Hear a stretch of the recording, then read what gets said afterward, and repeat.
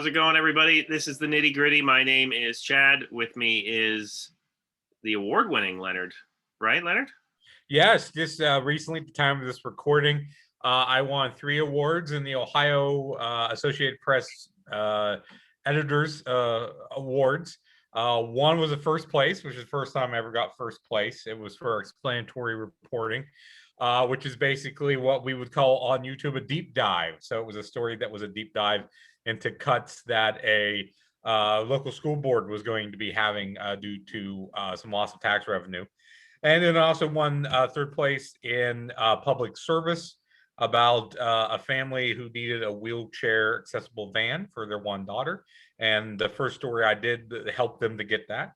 And then I won third place for a story on conditions inside the local county jail that was in enterprise reporting.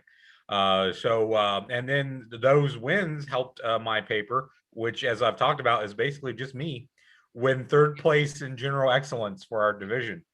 But there were a few other people involved who got some awards as well, and that all helped. And it was just a surprisingly good year for us, and good year for me. So it's always nice to be recognized. Well, that's awesome, man. Congrats. Thank you. And this week, we are going to tackle a topic that was Leonard's idea, and that is songs about wrestlers. Now, we're not going to be tackling themes, not entrance themes, literally songs that were written and recorded by regular music groups about either wrestling or wrestlers in particular.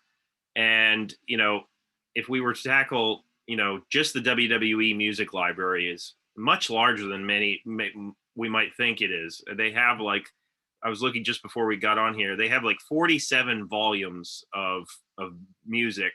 Wow. Throughout the years. They're doing now a series called Uncaged, which I guess is just basically them releasing the themes digitally. I think they're up to 15 there. They have half a dozen, I think, are talent albums, like Elias and Jillian Hall did. Oh, yeah. And they also have soundtracks to the movies that they brought out. So, but we're not going to talk about that today. We're going to talk about some bands today. Mm-hmm. And, I got to be honest, Leonard, the first time you suggested this topic, in my head, I was like, is there enough there? I was like, how's this discussion going to go? Because obviously to the people listening or watching out there, hopefully listening, we're still ironing out the podcast part of this, but it will be up and running at a regular basis soon. But yes, you won't be able to hear the songs we're discussing, but obviously we will talk about the bands and what we think of the songs. And you know what? By the time everybody is listening or watching this, there will be playlists on Spotify, because I've created one playlist already. And by the time this is out, I'll have created a playlist of the songs that we're going to discuss. So yes, you won't be able to hear any of the songs we're talking about, but I was skeptical about the idea, but the more I got into it, the more fun I had, because some of these songs are just crazy, and but they're all fun to listen to, and just to kind of discover the love of wrestling that some of these bands have was interesting to me. So, Leonard, why don't you get us started? Yeah, as a wrestling fan, when wrestling pops up in pop culture, whether it's a movie or a TV show, you always kind of perk up. And the same thing with songs. And I think if any of these songs have something in common, it's that all these artists like wrestling, like certain wrestlers, and they want to share that in their music.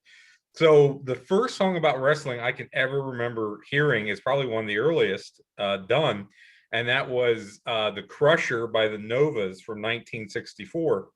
And growing up as a kid, I was a huge fan of Dr. Demento, which, for people who don't know, that was a syndicated radio show, and it's still around. It's online now. It was 2 hours of novelty songs. This is where Weird Al got his start. And occasionally he would play songs that were all themed, in a row. And I remember Pencil Neck Geek by Freddie Blassie, and this song, The Crusher by the Novas. And I always thought it was the Crusher singing, or more so screaming, on this track, but it was actually the lead singer of the Novas Bob Nolan doing a Crusher impression, apparently.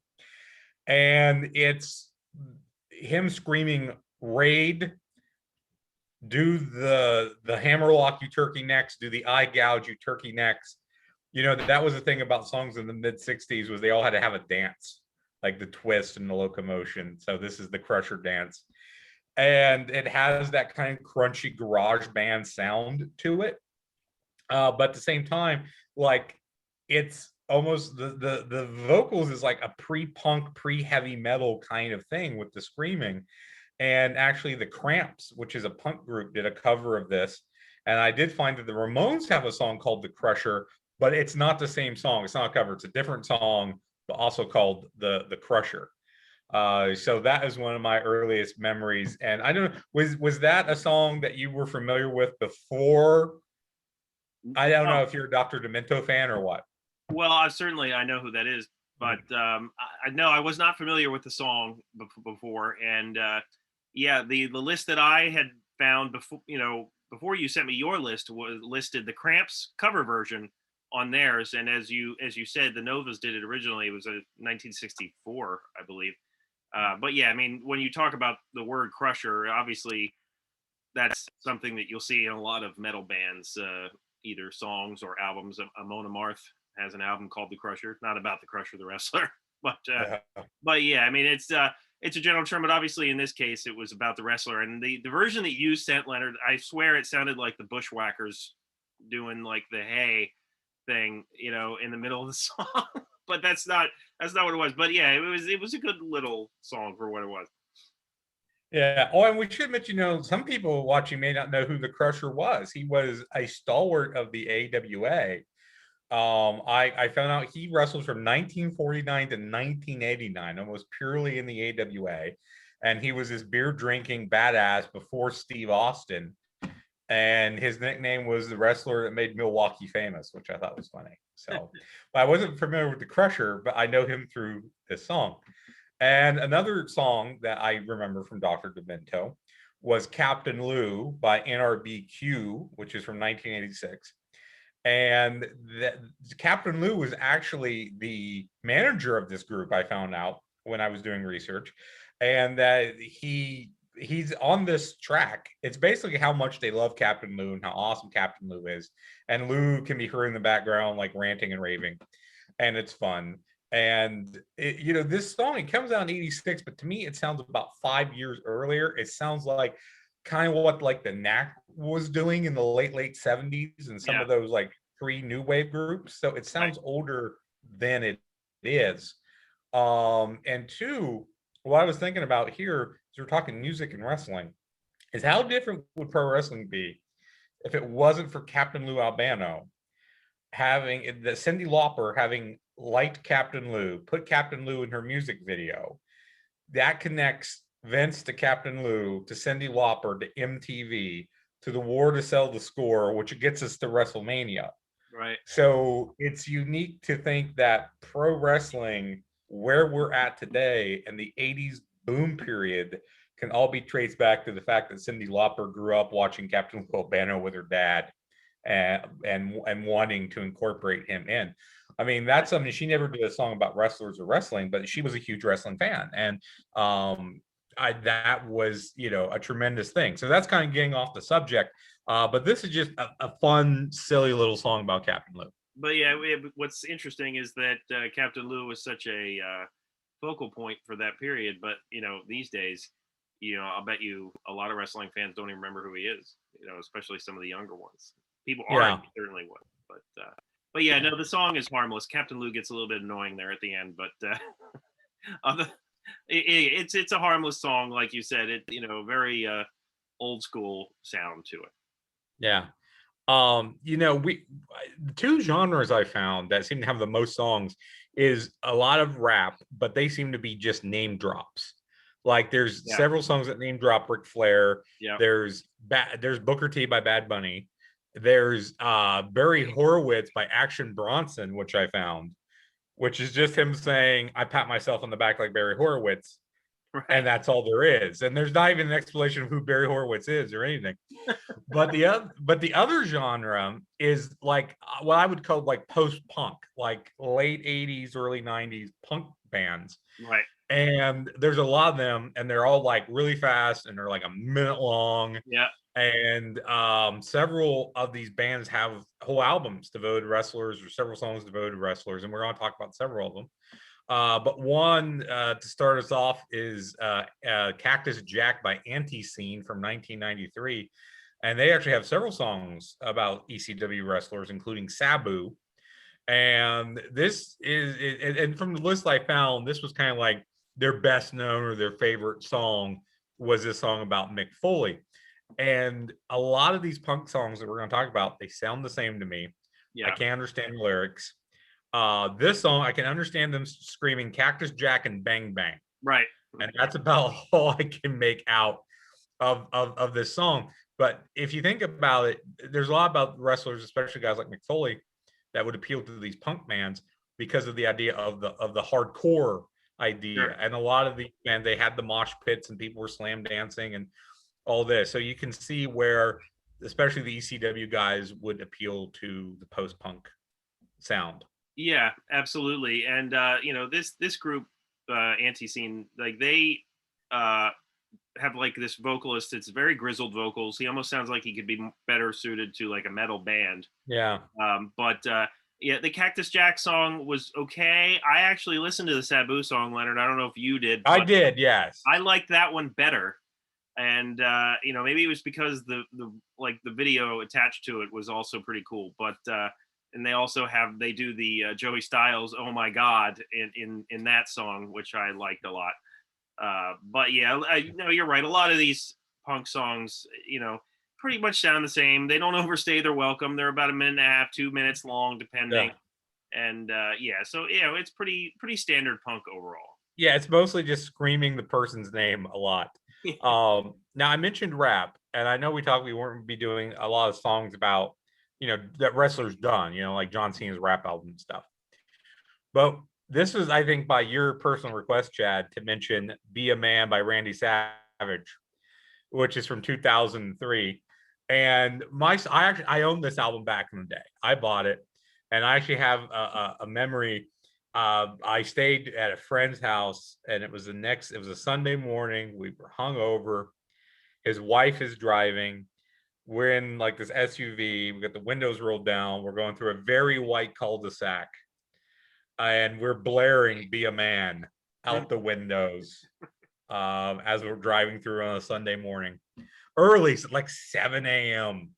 I don't know if we even went to bed. We haven't been up all night drinking. I don't know, but we're blasting this song. That'll get people ready for yes, and you know, I'm no fan of rap music. I'm no expert in rap music, but actually I really like this song. I think it has a good beat to it. I think the chorus is catchy.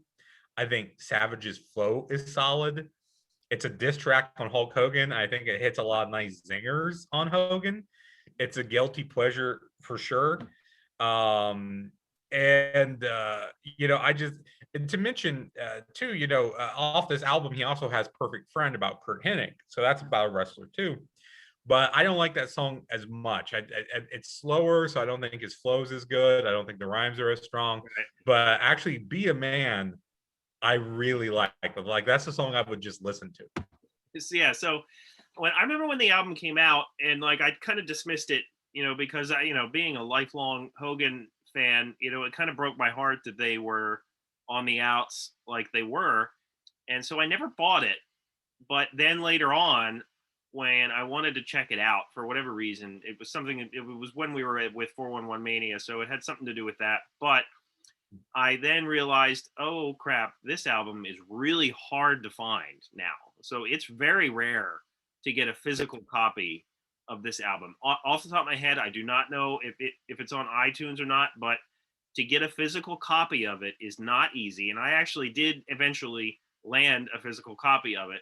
And you know, Savage is not the best rapper ever, but "Be a Man" is a catchy song. Yes. It's the one that everybody remembers from the album. The rest of the album is what it is. But it's not associated with WWE or any wrestling organization. This was him trying something new. He was at a weird period in his life at this point. Very, very weird. We could do probably a whole post WCW Savage video about all the weird stuff he was into. When we talked about a lot of these bands, they just have a love for doing wrestling and wrestling music. And probably the band that I would put at the top of that list is the Mountain Goats. They have a whole album called, but Beat the Champ is the name of the album that they have. That came out in 2015. And we're going to talk about a song from that later. But one of their first songs about wrestling from 2008 was called Ox Baker Triumphant. And you wouldn't know it was about Ox Baker without the title, because he's not mentioned in the song, the name, or like that it's a wrestling show. But here's the story of this song. This song is bizarre, man. So Ox Baker's enemies make his plane crash in a swamp. Ox Baker climbs out of the swamp, hitchhikes a ride with a truck driver to go back to the wrestling studio, enters the wrestling studio, and then beats the crap out of all his enemies. That's the story of this song. Not based on a true story at all. That we know of. Again, Ox Baker is one of those older wrestlers that a lot of people may not know. Huge guy, bald head, kind of a Fu Manchu mustache. And Ox Baker was actually a contestant on The Price is Right. That is amazing.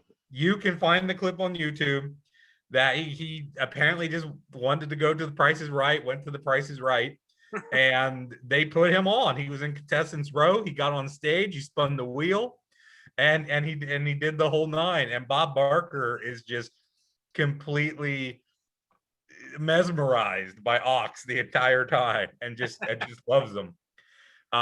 So definitely look up that clip. And I pretty much know Ox Baker from that clip in this song. I don't know a whole lot else about him. But we're not reading his matches. yeah. But what I think is cool about the Mountain Goats is they seem to like more obscure dudes, or they do songs about more obscure guys. Yeah, and the Mountain Goats, like this song in particular, and a lot of their songs, I think, have deeper meanings to them. Mm-hmm. Like, these are not superficial punk songs. Not that there's anything wrong with that, but these are not just name dropping songs. Like these songs have stories to them, and like even the Ox song, like if you look at some of the comments on YouTube, they say that it might allude to some deeper meanings from the head singer's childhood and whatnot. And yeah, they have a bunch of good songs. They're just like a good folksy group who the vocalist has very, I want to say, light vocals, like but they're good songs. They're fun and easy to listen to, I would say. And we might as well mention the other one, which is the Legend of Chavo Guerrero. It's the Legend of Chavo Guerrero, which is also very good. So yeah, I would recommend people go check out that album, Beat the Champ. Definitely check out Beat the Champ. And of all the songs we're talking about, the Legend of Chavo Guerrero is probably my favorite, because you can just feel the love of the lead singer for Chavo Guerrero. And again, you mentioned, with Ox, this is something from his childhood. This is too. He talks about, as a kid, laying in front of a TV, obviously growing up in Texas, and he's managing to get some Mexican stations, and he's watching Chavo Guerrero. This is Senior, and just he becomes his hero and his idol, and someone that he can relate to and look up to when things are bad. So there's your deep meaning. Yeah. And the video is very cool. Chavo's in the video, and Rob Corddry's in the video. Yeah. It's a light and bouncy song. I mean, I can listen to this in a loop, and I have. And for some reason, the line about how, that's why I said King of the Hill, because there's a line in this song about how he was champion of the downtrodden, King of the Hill, tag team champion with Al Madrill. But yeah, I remember that line. And that line always made me laugh. It always makes me laugh. So that's where I was saying King of the Hill from, because I was thinking of that line from the song. But yeah, if you don't know the Mountain Goats, check them out. Plug to the Mountain Goats. I'm kind of going in chronological order here is how I've got my list set up. But another band that does a lot of wrestling songs is called Vaderbomb. Which is probably the best name on this list. Yes, Vaderbomb's a great name for a band, and they're another post-punk band. They have songs about the Bruiser and Hawk from LOD. I listened to the Hawk song. Did you listen to the one called King of the Road about the No, Dustin I did not Rhodes listen. I did Blacktop not listen to Bully King. King of the Road match? The No, I did not listen to that one. The artwork has the two of them on there, and when I saw that, I was like, all right, we're not dealing with people who just know Hulk Hogan and Ric Flair here. Like, if they made a song called King of the Road about that infamous match, then these guys are fans in my book. And I don't know if this is their logo or one of their t-shirts randomly, but one of the t-shirts or logos that I saw had in the Hogan Hulkamania font had the Vader bomb and had a picture of Vader. Yes. In a yellow shirt, which, if they ever see this, I would love to have one of those shirts. We'll give you a shout out on the program. Shirt for a shout out. But yeah, no, they're a fun group. Now the songs are what they are. They're like I said, standard punk songs like we talked about before. Yeah. But just the fact that some of the themes that they touch on are, deep cuts for wrestling fans. So yeah, definitely. And the song that I found mentioned the most was JYD, which is about Junkyard Dog, and it talks about how he likes to dance with little kids and how he tragically died in a car crash in 1998.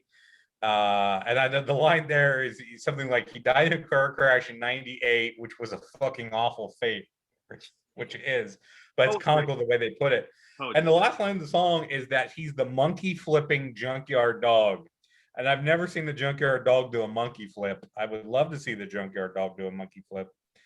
But yeah, I mean, this is, as you mentioned, of all the different bands we're talking about, and a lot of the songs sound the same to me, the fact that these guys have so many wrestling songs, and like you said, about like specific angles, makes them so much, fun. And I think really gives them a lot of, and another group I thought was fun, even though they're in the same genre, was P. Lander Z. They did a song called Can we say that this is the worst song on this list? Yeah, we could. Like, there's a song I could come up with better lyrics than were in this song.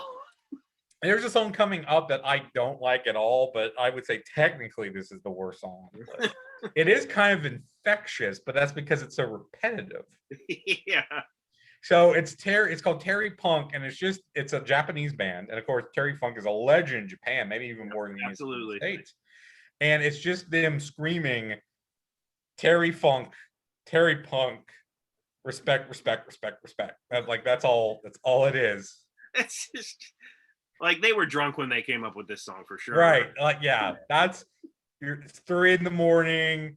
You're in the recording studio because no one else is there. Like somebody pop on a Terry Funk death match and they're like, wait a minute. I got our next hit. Hey, do you notice how Terry Punk and Terry Funk, the funk and the punk? We can make that rhyme. We can make that work, man. Now I'm making them into stoners. Man, we can make that work. I'm turning them into stoners now. But yeah, not technically good song, but I found it very infectious. Like I wanted to keep listening to it.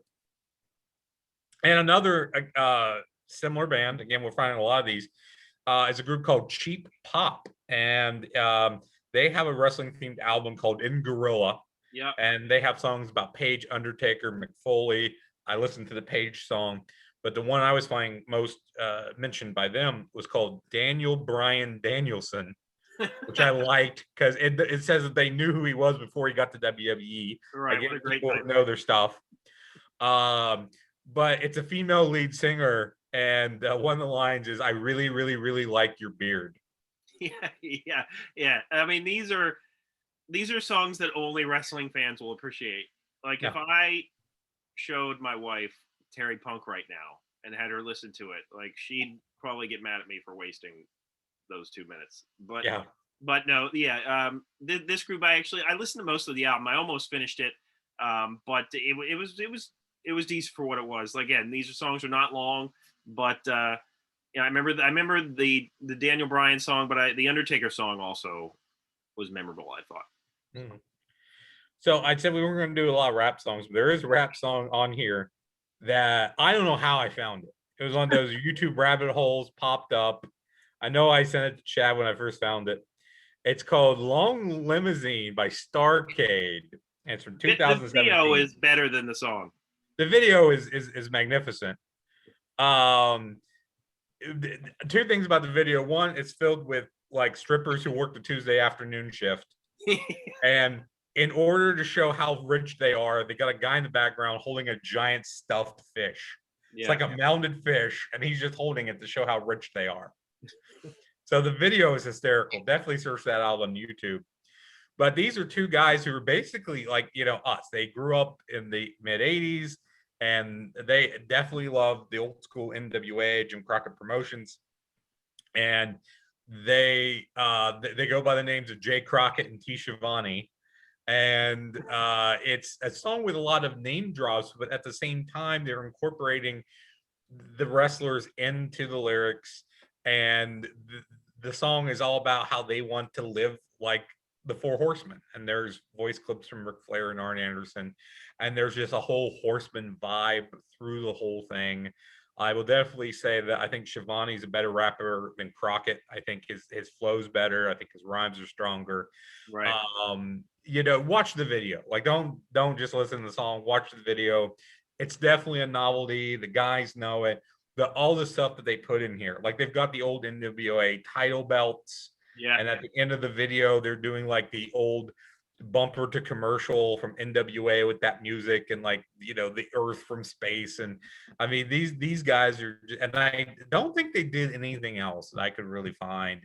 But this just seems like a labor of love. Like we This just will wanted stand to the test of time. Yes, it's amazing. I love it. We should add that they spell their name in case anybody wants to search for it. STARCADE. No two R's, because the WWE still, I would assume, still owns that trademark. So yeah, no, this song was decent. You know, it was fun. The video is the better choice, certainly. So I would definitely check that out. All right. So at this point, I think I'm going to hand it off to you to be the point. All right. Start talking about some of the stuff, and then I'll give my 2 cents. So the next song we have here is by Tom McGuire and the Brass Holes from 2018. It is called Ric Flair. And, you know, this was a fun little tune. I don't think this song is very Flair-like.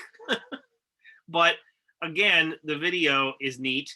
And, you know, you have a guy dressing up like the Ultimate Warrior, a guy dressing up like Hacksaw Jim Duggan, and, of course, Ric Flair. And, you know, it's a fun little harmless tune. But on top of this, I should add the playlist that I did create it's called, if you look on Spotify, it's called Ric Flair Inspired Songs. And I just went, if you type his name into Spotify, like I had started to just add it, whatever song called Ric Flair onto this playlist, but I gave up because there's just so many rap songs.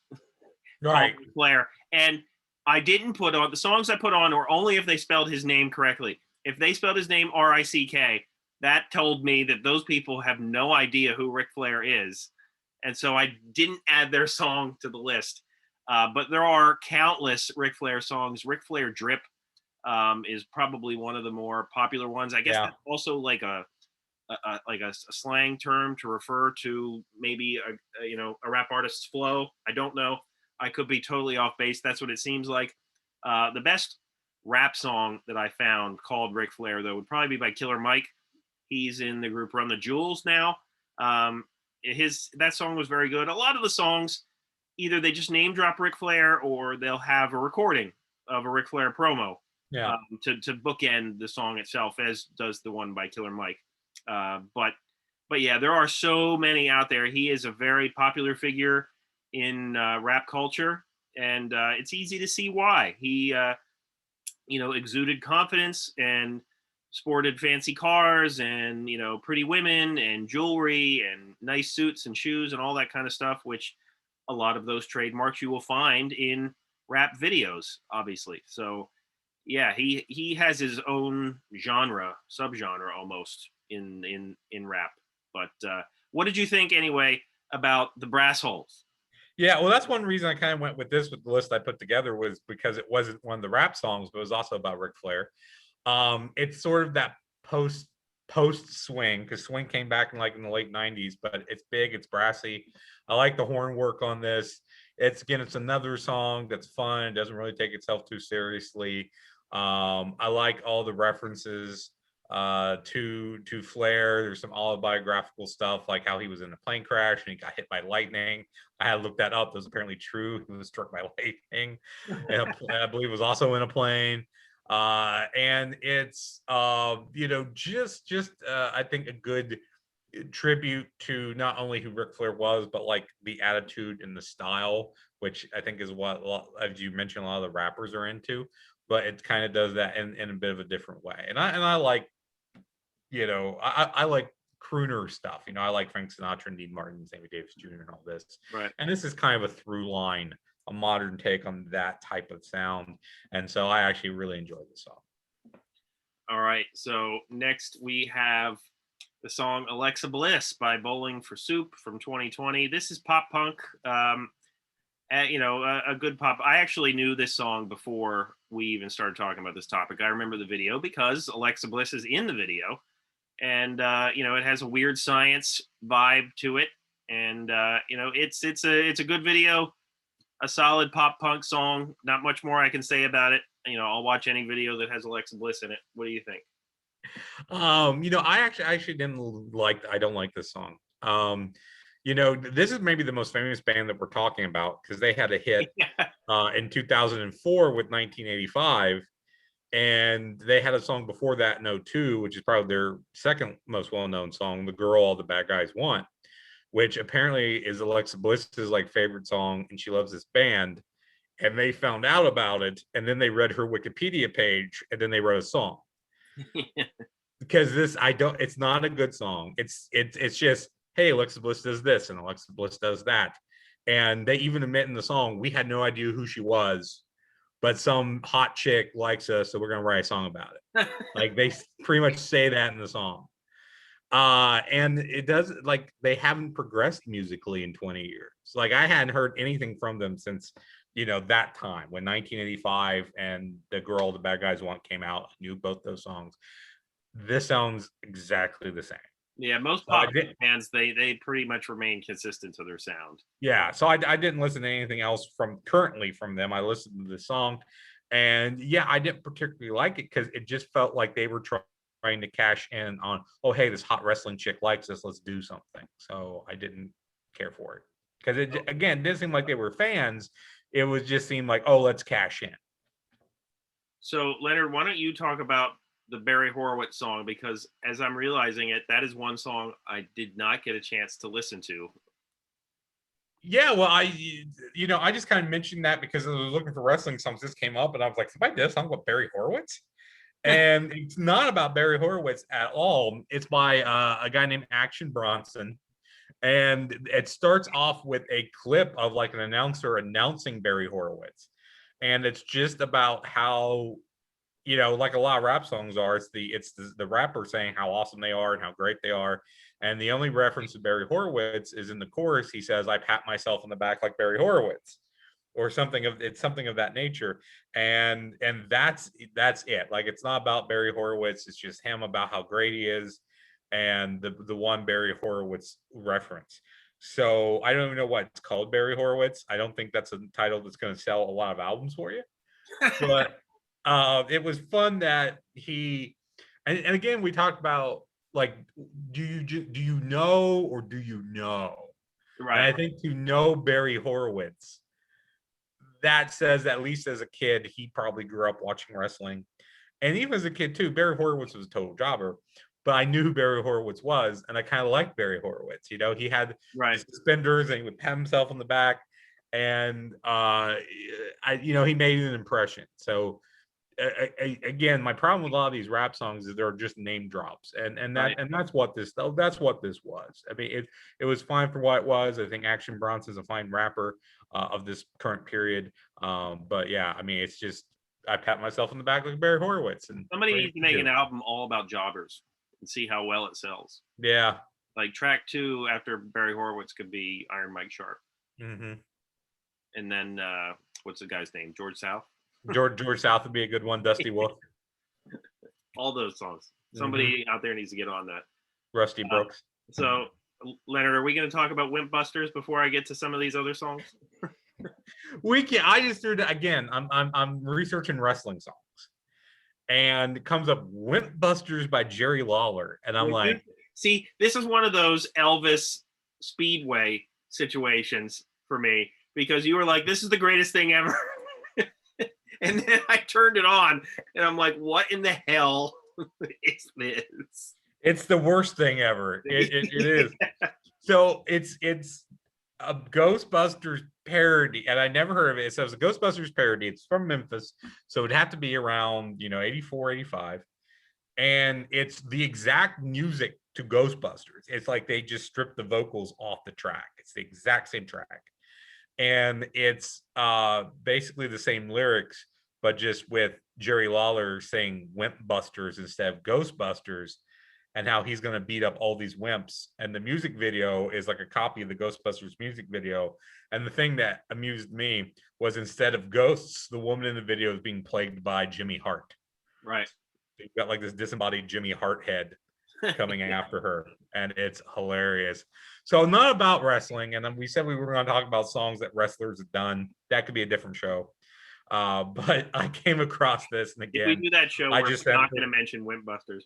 We're not going to mention Wimp Busters because we already talked about it. But I sent that to Chad with, yes, this is the greatest thing ever of all time. And by now, you should know when I say that, that's me being facetious, or that's me just joking. That this is not the greatest thing ever. It might not be the worst song on this list. Glenn Goes of Wrastlin' is also a contender for worst song. Like, so here's a background of what way I knew this song. If you listen to the podcast, Something to Wrestle with Bruce Pritchard, he has, parodied that song on the podcast from time to time, just kind of saying the main part of the lyrics. And so that's how I knew it. And then when I saw it on a list, I was like, I wonder if it's the same song. And then I listened to it, and this guy is not a singer. I guess he was a comic, but it's really bad. But if you want to listen to it, it's out there. Rasslin, that's wrestling, right? Yeah, and it's basically, he's a world-class super fan, and he works in like all the world-class wrestlers. My favorite is when he mentions Mike Von Erich, because it's just, and he also does the claw. Like, that's the only thing about that's Mike Von Erich. The crowd pops for. It's David Von Erich. The crowd, though, the video I watched, he's performing it in front of a crowd, and they are dead. Oh, okay. So, because I think the video I watched was just him doing the song, and there is a part where he mentions like the late great David Von Erich, and there's like a cheer. That's like the only cheer on the song. Well, the next song, it's by a band called If I Had a Hi-Fi, all one word there, called Somebody Take the Damn Money. This is probably the shortest song on the list. Another punk band, and it's about the famous Harley Race promo where he offered up money for anybody that would take out Ric Flair. They have clips of that promo playing at the beginning. So if you take out that clip, the song is actually only a minute long. So, but it is what it is. Again, like punk and rap are the most prominent parts of this list for sure. Another band, I actually liked this, Leonard. I don't know if you got a chance to listen to it. It's by a band called Arm Cannon. The song is called I'm a Real American Sexy Boy. And basically, they combine the themes, Hulk Hogan Real American and Shawn Michaels Heartbreak Kid theme, into one song. And so they're of the vein of a band called like Power Glove, who does like a lot of instrumentals of video game themes and whatnot. And so this band kind of does a similar thing. They have a vocalist though, and they just basically cover these wrestling themes. And it's fun. It's fun to see them combine them. I thought the vocals were a little bit weak, and I did like the guitar work. Right. And when I first saw this, I was like, oh, it's like a mashup.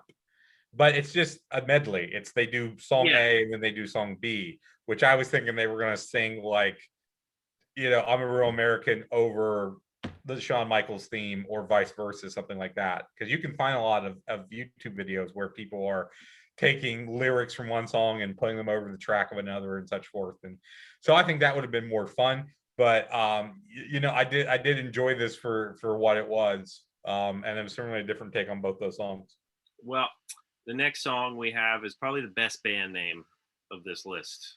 I thought Vaderbomb was the best name on the list. Vaderbomb's a good one, but the Secretions, like if that's not a great band name, I don't know what is. Their song is called Viva la Lucha Libre. You know, another punk song. You know, not much to say other than what we've already said about those. It's We Love Mexican Wrestling, El Santo, Blue Demon. We love Mexican wrestling. That's all it is. Right. Did you get a chance to listen to Wrestling Rock and Roll Girl, Leonard? Yes, I actually listened to Chad shortly before he came on the air. Sent me a handful of other songs. I didn't manage to listen to all of those before he came on the air. So yeah, I did hear that as well. To me, that's a mix of like post-punk and faux blues. You know, like the vocals are kind of trying to do like a blues thing. Right. And it's just I got a girl and she's awesome because she loves rock and roll and she loves pro wrestling. And another song I can't say a whole lot about. Well, that's about it, other than the very cool mashup Metal Injection Radio did called Love the Way You Lie, which combines the Rihanna song with somebody rapping as the Iron Sheik. And I'm taking it by your facial expression, Leonard, that you didn't get a chance to listen to that. No, I did, and I didn't care for it. That's my facial expression. I didn't care for it. That's your please don't let him praise this. Yeah, like no, I'll be honest with you. I won't. If you love something, that's cool. I did not like this because it has chic sound bites over the Rhiannon song, and I don't think it's done very. Rhiannon is a song by Fleetwood Mac. Oh, this is Rihanna. Forgive my whiteness. So Rihanna, and you know, I don't think it's done very well. The incorporation of her singing and the clips. You won't see this nominated for a Grammy anytime soon. No, you know, the rap, the beat was generic. You know, I thought the flow was not good by the guy who's trying to be the Sheik. It's funny. Like I like how they kind of paint the Sheik as like he's sad that he can't beat up B. Brian Blair. You know, and he starts apologizing to Hulk Hogan for all the stuff he said, and then he's like, "Screw that, you know, you're a piece of trash, and so's your family." And so, it's kind of what the guy is saying is funny. The song itself isn't great. And I think with any novelty song, like the song has to like anything by Weird Al, like it's musically good. It's musically good, and the lyrics are funny. And here, I don't think the song is musically good at all, but the lyrics are funny and the idea is funny. Right. And, you know, there was another group, I guess, called the Iron Sheik. They had a couple songs, but I was not able to locate them because whenever I typed it into Google or YouTube, it just brought me clips of the Iron Sheik for real. So, yeah, I would love to hear that, though, at some point.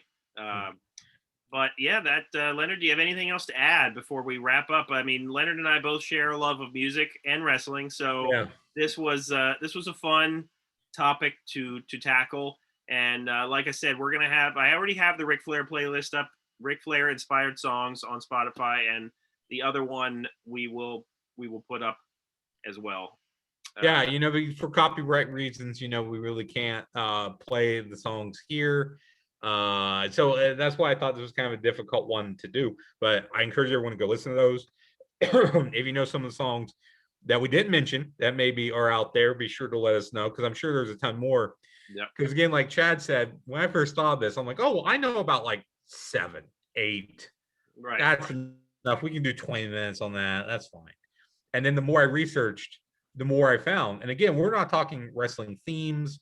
We're not talking stuff like, you know, what Motorhead did with Triple H. You know, we're not talking about guys who had albums like John Cena's rap album. There is a ton more stuff kind of connected that we're not going to talk about. That could be another show down the road. But, you know, the number one thing I said at the start, the best songs on this list are those songs where you can tell that the artists are real fans and they're really into the wrestlers or they're really into wrestling, and you can feel the love, like the stuff by the Mountain Goats, you can just feel the love through those songs I and the felt the passion. love on King of the Road by Vaderbomb. I did not listen to that. I will go back and listen to that. And yeah, again, the one and the one about the Harley race belly. When you're doing a song about an angle, like a specific angle or a specific match from like 35, 40 years ago, that's a tip of the top hat. That's Good on right. you, sir. That's right. And you know what? I'm gonna find a way to support Vaderbomb. I don't even know if they're still together, but they're on Bandcamp. I forgot to mention that. That's where I found all that stuff, Leonard. So if you download the Bandcamp app, or if you just go to the Bandcamp website, all their stuff is there. I use Bandcamp for a lot of different artists that might not have huge careers or signed to labels yet. So the Nitty Gritty unofficial sponsor of the week, Bandcamp. That's right. Yeah. So for Leonard, my name is Chad. Thank you for joining us. Check us out on Spotify and Apple Podcasts, and we will see you next week.